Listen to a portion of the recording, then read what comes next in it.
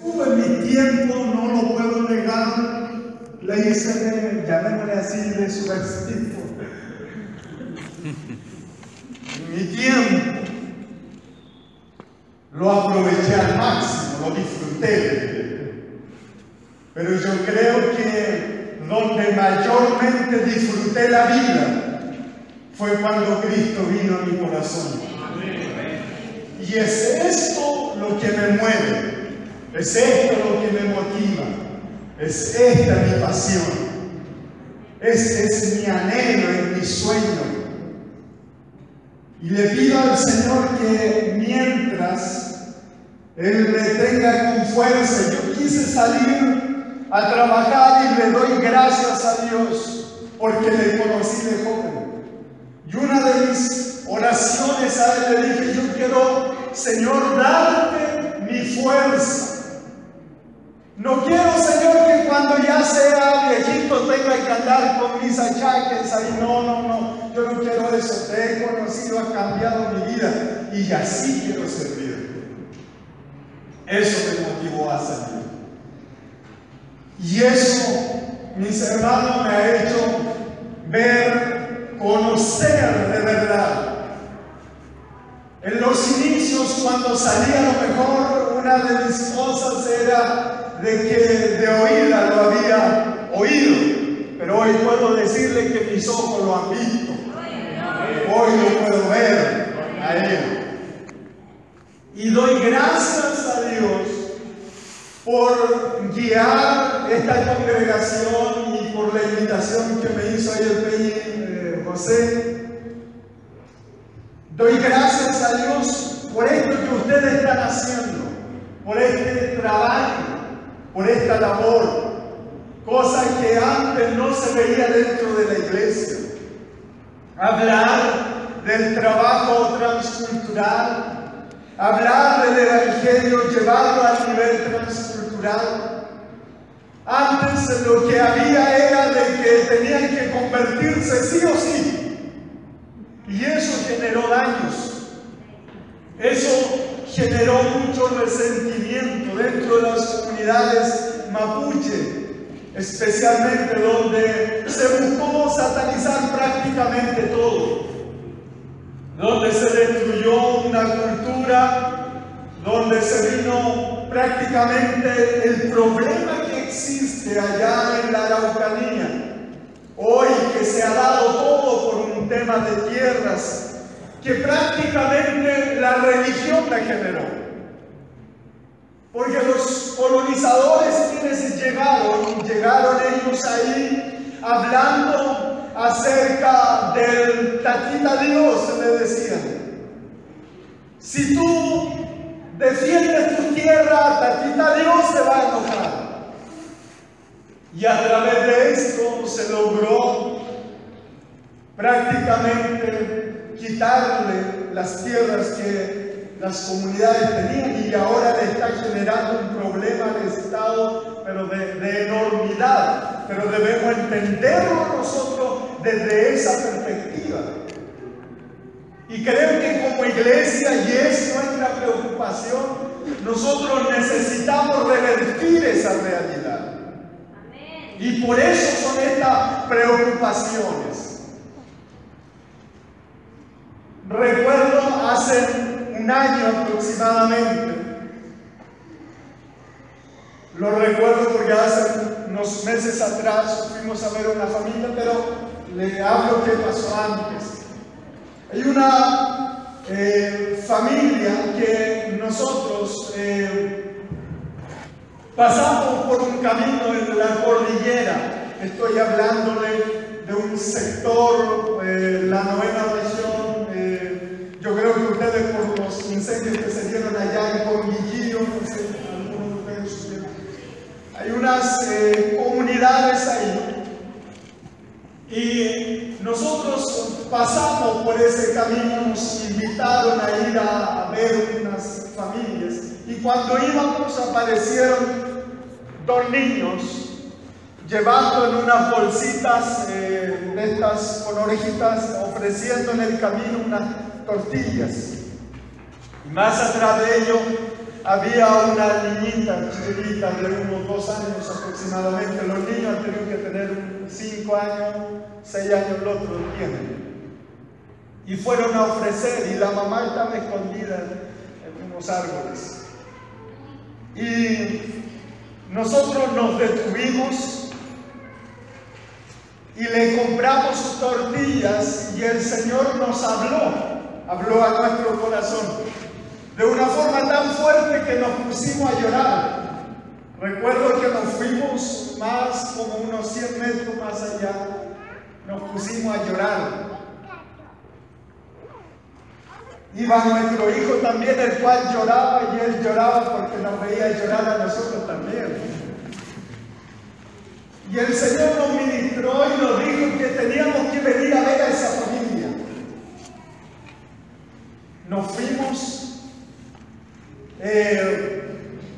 Recuerdo que llenamos la camioneta con combustible. Esto pasó casi el año. Llenamos la camioneta de combustible. Dijimos, ya nos vamos, y en la ciudad de Curacautín dijimos, le echamos más combustible para adentrarnos, porque estamos hablando de unos 250 kilómetros más o menos, de donde estamos nosotros en la ciudad de Coyipulli hacia ese lugar. Y mis hermanos, sí o sí, yo tenía que cargar en Curacautín. Cuando nosotros llegamos a Curacautín, la aguja, el marcador de benzina no bajaba. Yo pensé que se quedó pegado, la abrí, revisé, no soy mecánico, pero metí mano por, no sé, yo dije, algo pasó. La aguja no bajaba, nada. Agarramos y dijimos, bueno, vamos a tener que darle porque no sabemos, nos mandemos de así, y seguimos. Y fuimos allá, transitamos todo ese lugar, la aguja no bajaba. Y llegamos a esa casa y dijimos, esa es la casa, esa es. Entonces nos dirigimos ahí y salió la mujer bastante anciana a recibirnos y nos miraba extraño a nosotros. Y me acerco y le digo, Magna, la mujer, le digo,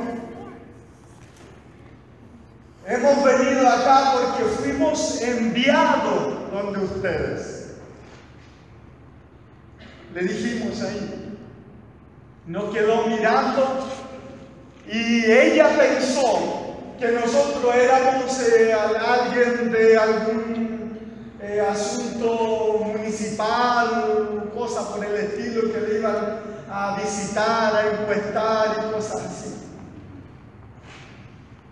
Y le aclaré la situación. Yo le digo esto porque después nos contó.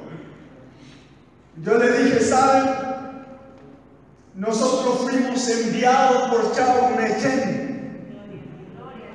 Hemos venido a verlo porque Él nos dijo que viniéramos a verlo. Y sabe que esta persona se puso a llorar y dijo que se sentía sola. Dice que quedó prácticamente sola con sus nietos ahí, que había fallecido su esposo y estuvo muy complicado. Y mis hermanos, cuando yo hago partir posteriormente de todo lo que vivimos ahí, se quebrantó, oramos por ella porque el Señor nos mandó a hacer que lo hicimos de esa forma. Aprovechamos la oportunidad, hicimos partir el vehículo y el marcador de la aguja bajó, pero yo le diré casi absolutamente nada. Y ahí comprendí una cosa, que cuando Dios manda, Él sustenta. Amén. Si Dios nos llamó, Él sustentará. Amén. Él se encargará. Él se moverá. De una u otra manera, Dios se moverá. Amén. Lo hemos visto, mis queridos, Antes de pasar de lleno acá, les comento que en el peor momento que nosotros vivimos como matrimonio, tenemos un hijo de 9 años. Pasamos semanas, nuestra comida era pan con margarina y una taza de té. Ese era nuestro desayuno, ese era nuestro almuerzo, esa era nuestra once. Semanas así, complicado, con una congregación donde no teníamos parlante, no teníamos micrófono, teníamos un teclado pequeñito que era pila, era de 3 octavas. Los músicos saben eso, el teclado funcionaba a pila. Y recuerdo que por ahí con nuestro Peñi Nelson pudimos tener un parlantito, ¿se acuerda usted? Con el que predicaba. Ahí conectamos después un micrófono para el hermano de la música, y éramos solamente 4. El hermano del teclado y de la música con su esposa. Y yo y mi esposa. Éramos 4. Recuerdo en una oportunidad estábamos ahí, empezando, ilusionado todo. Recuerdo que el hermano es bien eléctrico, el tema de la música, y estaba él ahí tocando. Habíamos 6, pero para él era una multitud. Él tocando ahí. En una de esas se le abrió el atril que tenía del teclado y se le cayó. Y él dijo: cierren sus ojos, hermano, alaben al Señor, y tira el atril hacia arriba y sigue tocando. Vivimos todas esas experiencias, todas esas situaciones. Y en el peor momento que tuvimos que vivir como matrimonio, fue aquel día cuando se nos dijo, y estábamos complicadísimos económicamente. Vuelvo a decirle, pan con margarina y té era nuestra comida. Y nos llaman y nos dicen: no podemos seguir apoyándote. Y recuerdo que mi esposa se puso a llorar y me dijo: ¿qué vamos a hacer? Yo dije: bueno, lo primero que yo tengo que hacer, porque soy el hombre de la casa, tengo que orar. Algo dirá el Señor. Y cuando estoy orando, viene una palabra a mi corazón muy fuerte y me dice: maldito el hombre que confía en el hombre. A buen entendedor, no muchas palabras. Yo le dije: Señor, tú eres el que me llamaste. Por ahí escuché un predicador que no tenía, dice, ni una moneda en los bolsillos, y el Señor le dijo: ve a una campaña en Argentina. Y le dijo: Señor, allá voy, porque el que invita paga. Eso dijo.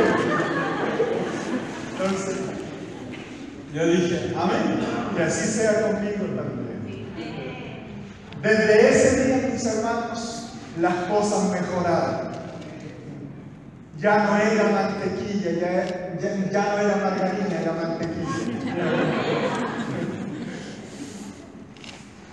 Y había café. Y empezamos a ver la mano del Señor a tal punto que compramos un sitio para construir el templo. Después que compramos el sitio, nos quedaban 30.000 pesos en los bolsillos para construir. Y nos tiramos creyendo a la palabra del Señor, que Dios no tiene límites. Nosotros le ponemos límites, pero Él no los tiene. Creyendo esa palabra nos tiramos. Hoy tenemos un lugar que solamente en materiales sin considerar mano de obra, nada de eso, solamente materiales, son más de 20 millones de pesos. Dios nos ha permitido construir eso. Él ha sido fiel. Él ha sido fiel.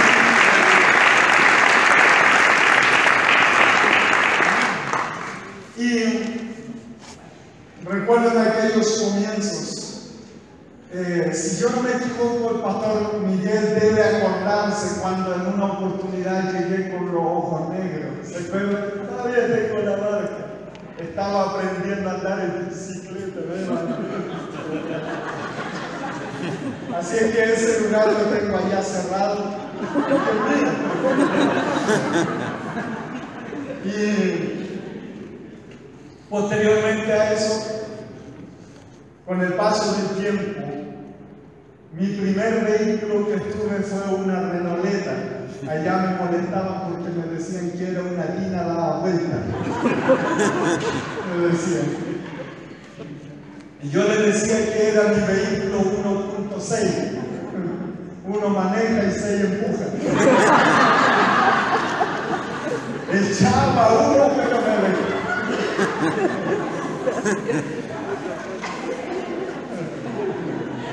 Parece que tenía gente que le iba atizando el fuego porque cualquier uno echaba. Después mejoramos y estuve un Datsun Laurel del 80, un clásico. Sí, pues si ese lo chocaba el tren se desarmaba y ese auto no. Gracias a Dios hoy nos ha bendecido con una camioneta, es lo que tenemos y nos es muy práctico para salir y recorrer esos lugares. Solamente le estamos pidiendo al Señor que ahora le ponga tracción en las 4 ruedas. Eso estamos orando. Pero así lo es, si le puedo resumir de alguna manera situaciones que nos ha tocado de vivir, pero hemos visto la mano de nuestro Dios y Él ha sido fiel. Él ha sido fiel. Él ha sido fiel. Y mis queridos hermanos, casi, o yo le diré, todo lo que tengo, hasta esto mismo, a lo mejor alguno de ustedes dice, wow, que está moderno el misionero, me lo regalaron. Alguien que me vio en una oportunidad tomando apuntes en un borrador, me dijo, mire, actualícese, amén, pues le dije, amén. Así que tuvieron que hacer un curso intensivo de esta tecnología. Entonces, mis queridos, yo quisiera transmitirle algo así por razones de tiempo, obviamente, ponerle, no sé, quinta a la Renoleta. Hay algunas cosas que yo quisiera transmitirle acerca del tema mapuche y también nuestro trato como iglesia. ¿Y qué es lo que nos mueve? La palabra del Señor dice en el Evangelio de Mateo, capítulo 5, nos declara algo ahí tremendamente importante, que la verdad a mí me ha bendecido mucho este pasaje.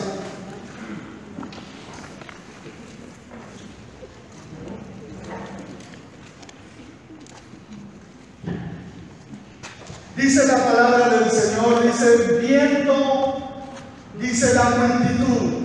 ¿Quién estaba viendo la multitud? Jesús, ¿cierto? Él estaba viendo a la multitud. Dice, subió al monte y sentándose, vinieron a él sus discípulos y abriendo su boca les enseñaba. Y aquí en este pasaje, capítulo 5, 6 y 7 de Mateo, es conocido como el gran sermón del monte es conocido de esa manera, donde están puestos los fundamentos de la iglesia, donde se transmite, algunos le llaman la carta magna del reino, le llaman a estos pasajes. Y es tan edificante lo que contienen todos estos capítulos, que si uno va y vemos acá, dice la palabra del Señor, que cuando nuestro Señor Jesucristo le habla a sus discípulos, Él tenía su mirada puesta en la multitud.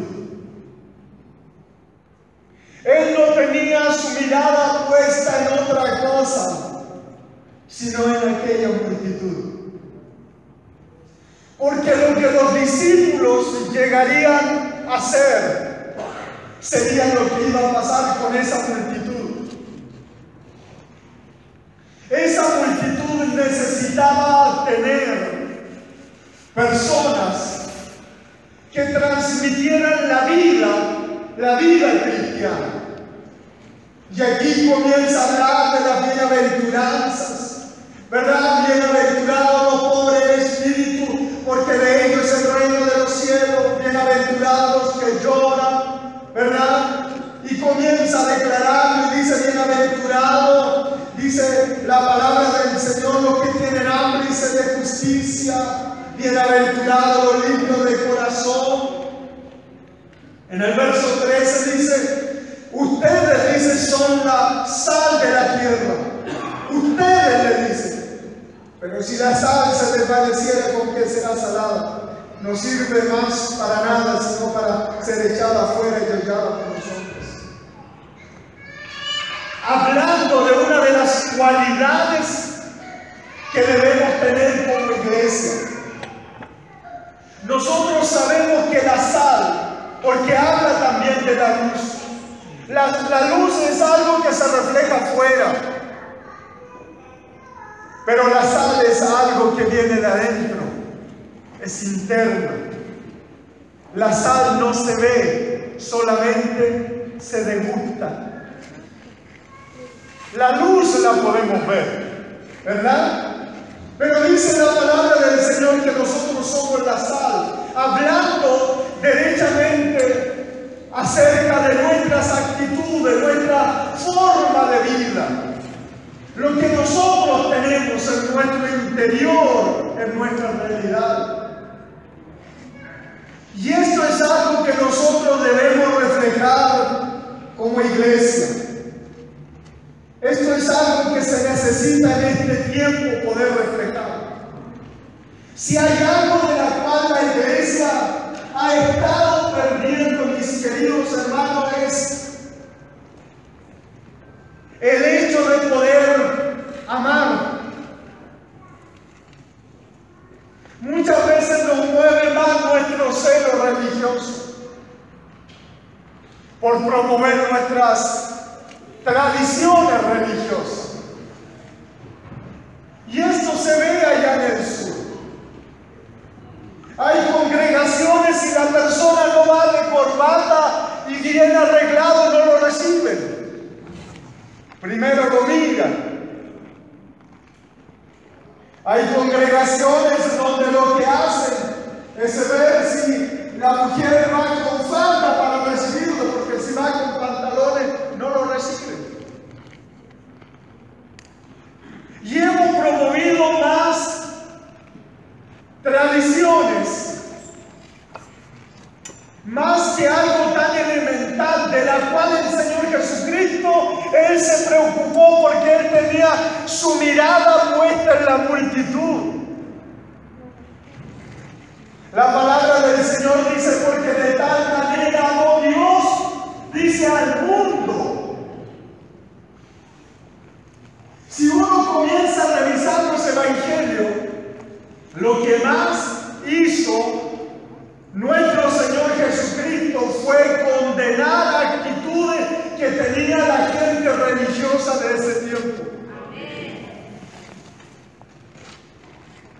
porque se creían, porque ellos tenían a Dios, se creían como el centro de todo, pasando por encima a aquellas personas que honestamente anhelaban algo diferente en sus corazones. Por eso lo acusaron y le dijeron: este con los pecadores y publicanos, con él come, con ellos bebe. En otras palabras, con ellos comparte. Y lo acusaban de esa manera. ¿Saben por qué? Porque la iglesia, o más bien dicho, estos hombres perdieron algo tan fundamental por la cual Dios lo eligió como un pueblo, que era aprender a amar.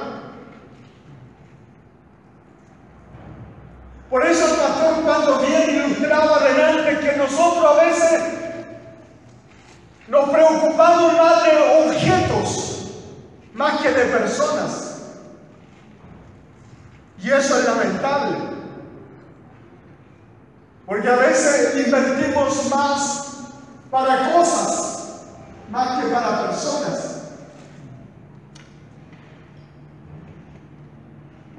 Y se ha perdido esto que es tan importante y tan necesario que nosotros lo podamos tener, como el hecho de aprender a amar. El amor fue lo que llevó a Jesús a morir en la cruz del Calvario por nosotros. No fue el querer promocionar una religión, fue porque nos amó. Y eso debiese ser lo que mueve a la iglesia. Lamentablemente, mis queridos hermanos, son estas cosas lo que ha estado enfriando de una u otra manera al cuerpo de Cristo.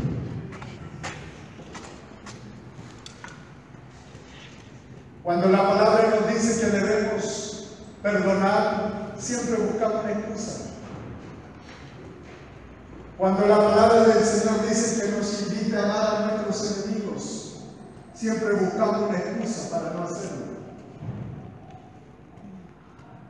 Y eso es lo que Dios nos ha llamado. ¿Qué es lo que mueve a estos hermanos? Imagínense a riesgo de perder sus vidas.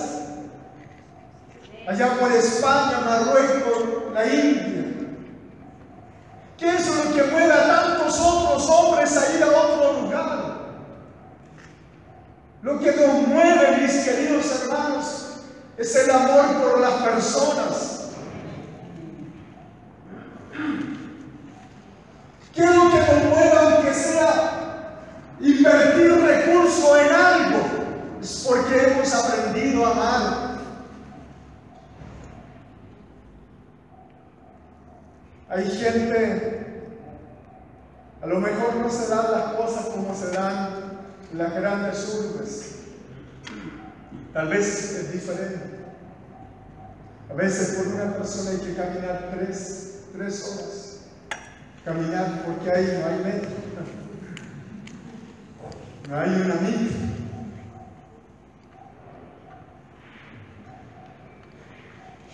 Ahora que andamos con una camioneta, tal vez muchos pueden decir que ahora tiene vehículo y se cree toda. No. Tuvimos que pagar el precio. Por años, con mochila al hombro, caminando, en medio del barro, subiendo las montañas, para ir a ver aunque fuera un niño. Nuestro trabajo se desarrolló básicamente con ellos.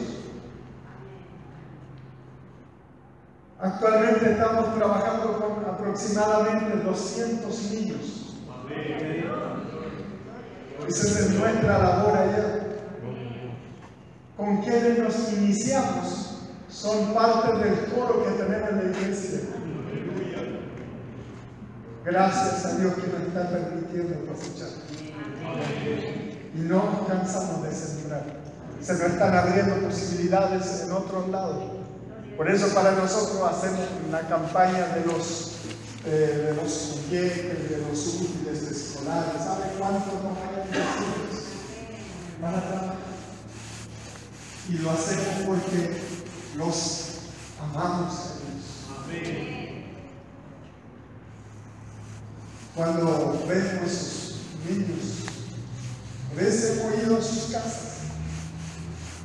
Yo le diré que la fachada aquí y la entrada de la puerta para allá debe graficar cómo son sus casas. Algunos la forman con plástico, especialmente para el invierno. Un día le preguntamos a unas niñas, ¿y tu hermano por qué no vino a la clase si estaba tan entusiasmado? No, es que se quedó acostado porque tuvieron que lavarle su pantalón. Son esas realidades. Y es a ellos a quien uno les siembra una generación tan preciosa, tan linda. Hemos sido invitados a titulaciones de algunos de ellos. Y ellos le dicen a los papás, prefiero que vayan ustedes, pero los tíos tienen que estar, porque ellos nos han apoyado. Y hoy doy gracias a Dios que en las campañas que hacemos, parte de esos niños, que eran niños en ese tiempo, que ahora ya están más grandes y me hacen sentir viejo, nos están apoyando también en este trabajo. ¿Se da cuenta cómo el Señor comienza a moverse, a tocar sus vidas, a cambiar toda una generación? Si hay algo que nunca debemos olvidar, lo que dice la palabra, libro de Zacarías capítulo 4, verso 10. Dice, y los que menospreciaron, dice, el día de las pequeñeces, se alegrarán.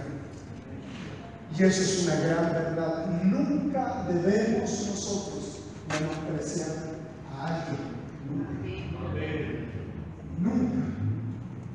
Porque esas personas un día algo maravilloso van a hacer. Cuando le estamos dando las clases a los niños, yo los veo profesionales a ellos. Los miro ahí y yo digo, ¿a qué persona le estaré enseñando, le estaré hablando de la palabra del Señor? ¿A qué persona le estaré dando fundamentos de la palabra?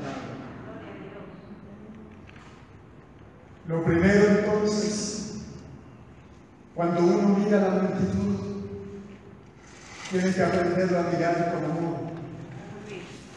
Lo segundo, no menospreciar a nadie, a ninguna persona. Cuando estamos metiéndonos en especialmente en este llamado del Señor, hay cosas que tenemos que aprender a hacer también. Si bien es cierto, aprender a amar a las personas, no menospreciar a nadie, porque esas personas tienen un potencial que Dios le ha dado. Yo siempre les digo a las personas allá, hay algo, y especialmente a mi gente, a mi país, yo siempre les digo, si hay algo que tenemos en común todos, sean africanos, sean hindúes, sean peruanos, sean bolivianos, aymara, quechua, les he dicho mapuche, huinca, les digo, como ellos se refieren al no mapuche, es que tenemos un creador. Algunos lo reconozcan o no, pero Dios es nuestro creador. Amén. Pero lo que nos hace diferente, he dicho, es que tenemos un Salvador. Y ese es Jesucristo. Amén. Entonces, mis queridos, aprender a amar a cada persona, a no menospreciarla. Y hay algo también sumamente importante que uno tiene que aprender a desarrollar. Peña José estuvo tocando algo de eso, lo que tiene que ver con mi comunión con Dios. Esto nunca de los jamás debemos descuidar, nunca. Porque esto es lo que mantiene el fuego encendido de Dios, especialmente cuando se está solo. Tal vez sin la compañía de personas, pero sí sabemos que Él está con nosotros. Y a veces, dentro de nuestra humanidad, queremos como que Dios nos muestre algo y sentimos como ese calor, como esa corriente en nuestro cuerpo, donde Él nos está diciendo, no estáis solos, estoy yo contigo. Existe el aire, sí, continúa. Nuestra comunión con el Señor. Y algo más que yo quisiera dejar graficado con esto es nuestra obediencia. Nuestra obediencia a la palabra del Señor. Cada uno de nosotros fuimos llamados por el Señor. Unos tal vez lo harán de una forma, otros de otra forma. Como se ha dicho acá, a lo mejor algunos son capacitados por el Señor para ir a cierto lugar. A lo mejor otros no. Pero son benditas aquellas personas que tal vez no pueden ir, pero también respiran, también palpitan con este llamado del Señor para alcanzar a esta humanidad para nuestro Señor Jesucristo. La palabra del Señor nos grafica a nosotros en el libro de Lucas, capítulo 19, verso 10. Dice, porque el Hijo del Hombre vino a buscar y a salvar, dice, lo que se había perdido. Amén. Y aquí está hablando referente a un hombre que fue rechazado por los religiosos de ese tiempo. Que aún dice la palabra del Señor, la multitud, dice, le impedía que pudiese ver a Jesús. Pero este hombre dice que corrió, subió a un árbol, dice, para ver quién era Jesús. Pero él no sabía que ese día Jesús se hizo el invitado para su casa.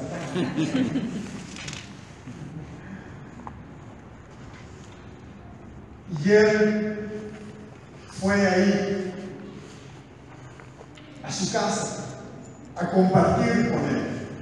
Y dice la palabra del Señor que este hombre era tan grande su felicidad que dijo que todo lo malo que había hecho lo resarcía de esos momentos. Y el Señor le dijo, hoy ha venido la salvación a esta casa. Y ahí él dice, porque el Hijo del Hombre vino a buscar y a salvar lo que se había perdido. Y esto es algo que nosotros como iglesia debemos aprender a recuperar. Hoy yo no vengo a transmitirle algún tipo de queja, pero se lo ilustro de esta manera. Nuestros primeros años de trabajo en la ciudad de Coyhaique, muchos nos criticaron, muchos hablaron de nosotros. Aún se atrevían a decir de nuestra congregación, la congregación del indio. Hay hermanos que lo saben. Ellos eran los mensajeros. Yo he encontrado, especialmente en esos lugares, que los más discriminadores y quienes más hacen la diferencia es el pueblo evangélico. Es lamentable. Pero eso ha ocurrido. Cuando voy investigando en las comunidades, quiénes son los que están, porque le llaman encargados de obra y algunos los nombran pastores. Algunos ni siquiera saben leer. Un día un pastor de una iglesia, que lo nombraron pastor, me dijo, ¿sabe? Yo le pregunté cuánto tiempo lleva trabajando ahí. Y me dice, 2 años. Ay, qué bien, le dije yo, ¿y cómo fue? Porque usted es de acá, yo sé que usted es de acá. Sí, me dijo, si vinieron acá, me dijo, y me pidieron que yo me hiciera cargo. Y me dijo, ¿y sabe que no sé leer? Y las primeras veces me quedaban entre 5 a 10 minutos en silencio porque no hallaba qué decir. Y yo creo que estas instancias, las que se han generado acá, son las que permiten y nos orientan a prepararnos, a mejorar.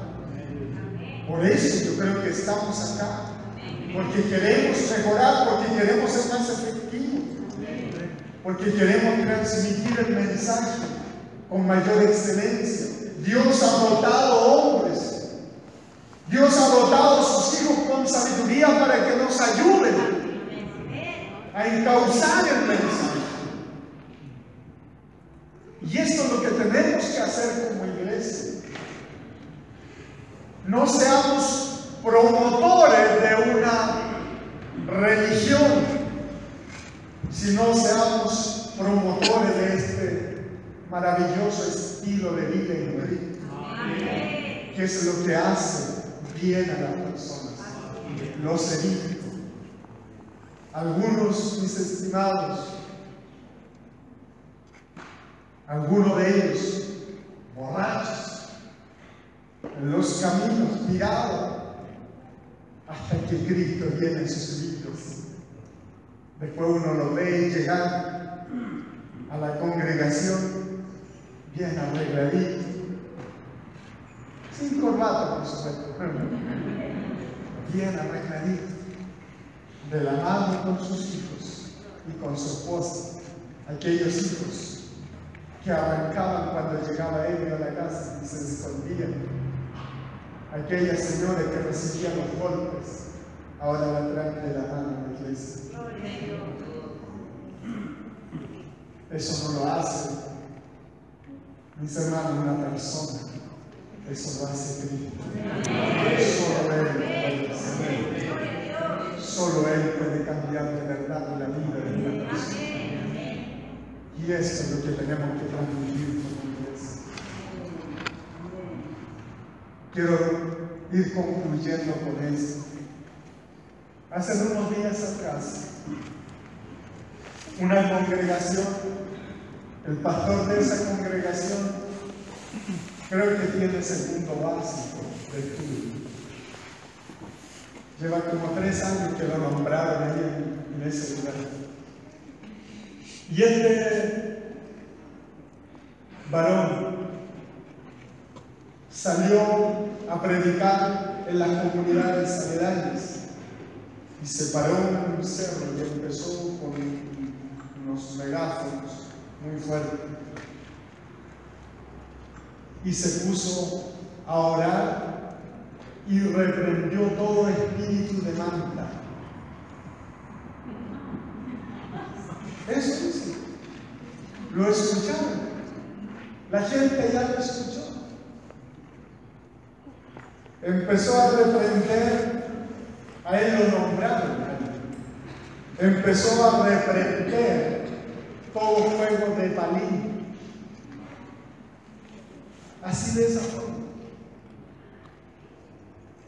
Se me acercaron posteriormente algunas personas a hablar conmigo. Me dijeron, ¿quieres matar con usted? Y le dije, ¿qué van a hacer conmigo? Y ahí me comentaron. Y me dijeron, tal persona fue.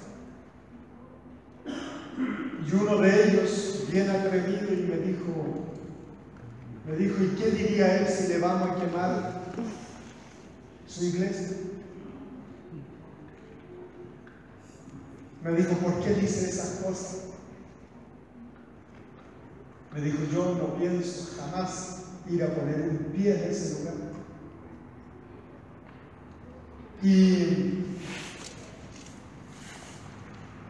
después van y me dicen, queremos invitarlo.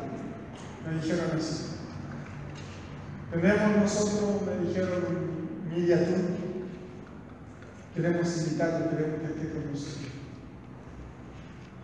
Fuimos con mi esposa, tomé mi manto y partí para allá. Bueno, como la habían reprendido, no se quitó de mí, se quedó ahí.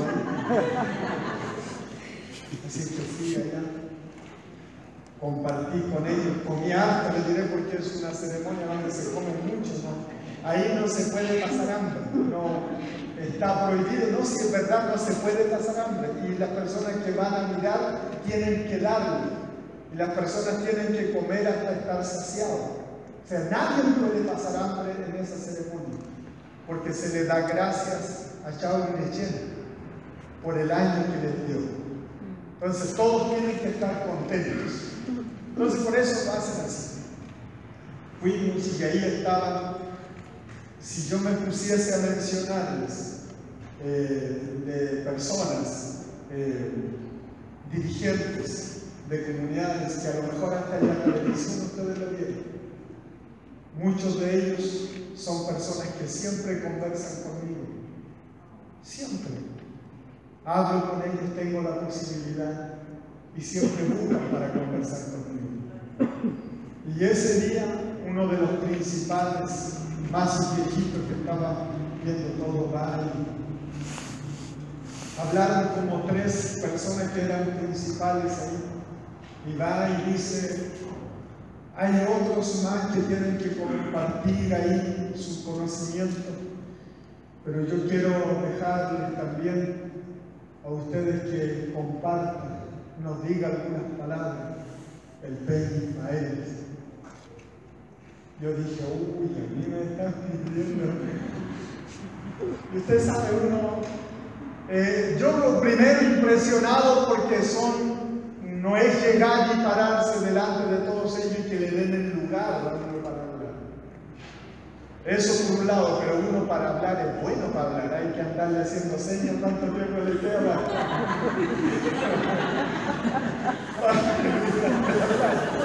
Claro. O tijera, no sé. Sí. Ya voy terminando.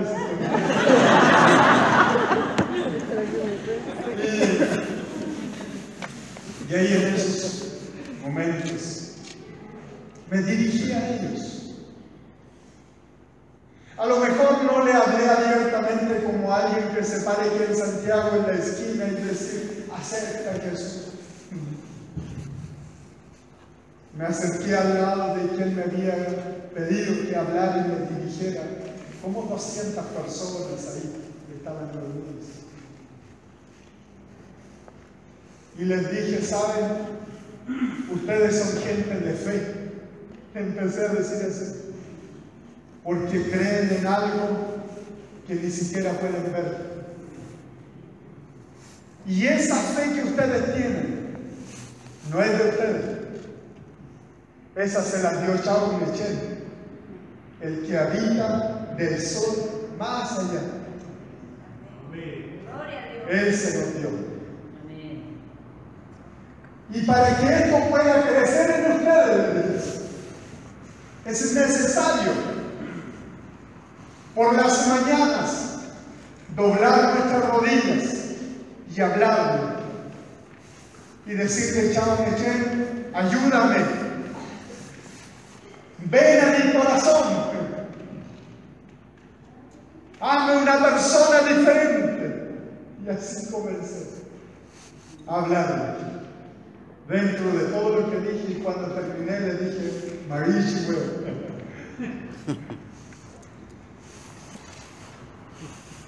uno de ellos se le hizo un comentario a una persona y dijo, cuando me entreguen mis tierras, yo quiero que sea él quien venga a pisarla primero. ¿Qué se genera con esto? Una cercanía con ellos. Se genera con ellos, mis queridos hermanos, la oportunidad de uno poderle transmitir. Un día, mire, ya con esto se termina.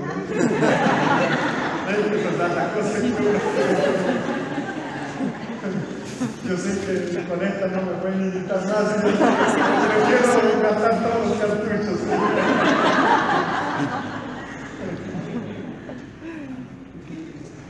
Recuerdo, fueron unos muchachos a ayudarme, creo que fueron como unos 10 muchachos a ayudarme allá a trabajar.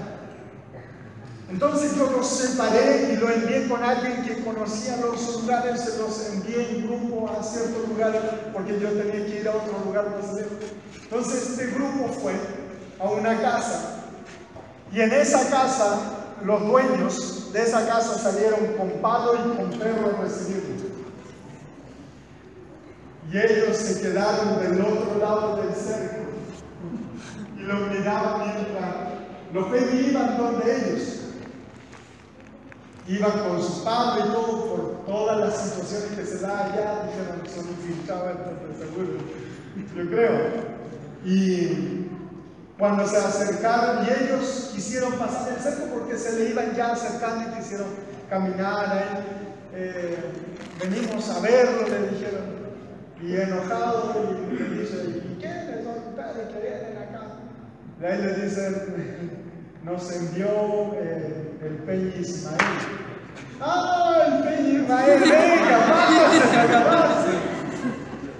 Y es eso lo que se ha producido. Pero ¿por qué les comparto esto? Son las formas, mis queridos, cómo uno puede transmitir el Evangelio a cada persona.